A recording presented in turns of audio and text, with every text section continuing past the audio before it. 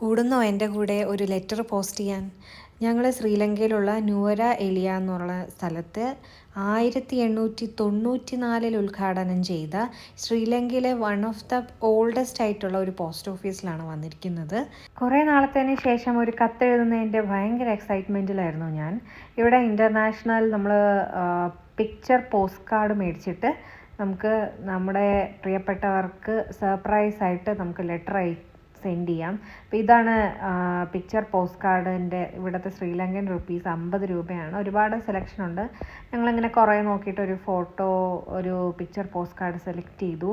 എന്നിട്ട് ഞങ്ങൾ കൗണ്ടറിൽ ചോദിച്ചിട്ട് ഞങ്ങൾക്ക് 2 സ്റ്റാമ്പ് വാങ്ങി. അപ്പോൾ സ്റ്റാമ്പൊക്കെ ഒട്ടിച്ച് എന്തോ ഒരു പുതിയ കാര്യം ചെയ്യുന്ന ഒരു എക്സൈറ്റ്മെൻ്റ് ആയിരുന്നു എനിക്ക്. കാരണം കുറേ നാളായിട്ട് നമ്മളിങ്ങനെ ലെറ്ററൊന്നും അയക്കുന്നില്ലല്ലോ. അപ്പോൾ അത് കാരണം ഞാൻ ഭയങ്കര എക്സൈറ്റഡ് ആയിട്ടാണ് ഈ ഓരോ പ്രോസസ്സും ചെയ്തത്. പിന്നെ ഇതിൽ എന്ത് എഴുതണമെന്ന് ഭയങ്കര കൺഫ്യൂഷനായിരുന്നു. അപ്പോൾ ഞാൻ എൻ്റെ ഹസ്ബൻഡിനോട് ചോദിക്കുമായിരുന്നു എന്താ എഴുതേണ്ടതെന്ന്. കാരണം ഏട്ടൻ്റെ അച്ഛനും അമ്മയ്ക്കുമാണ് ഞങ്ങൾ ലെറ്റർ അയച്ചത്.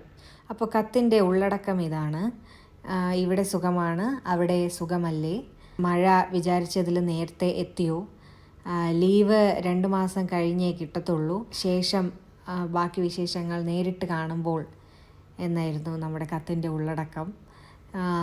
അതെല്ലാം എഴുതി നമ്മൾ ആ ബോക്സിൽ കൊണ്ടിട്ടു. അവിടെ കിട്ടും എന്ന പ്രതീക്ഷയിൽ. ആൻഡ് ബൈ ദ വേ അവിടെ കിട്ടി കേട്ടോ. ആൻഡ് അവർ സർപ്രൈസ്ഡ് ആയി.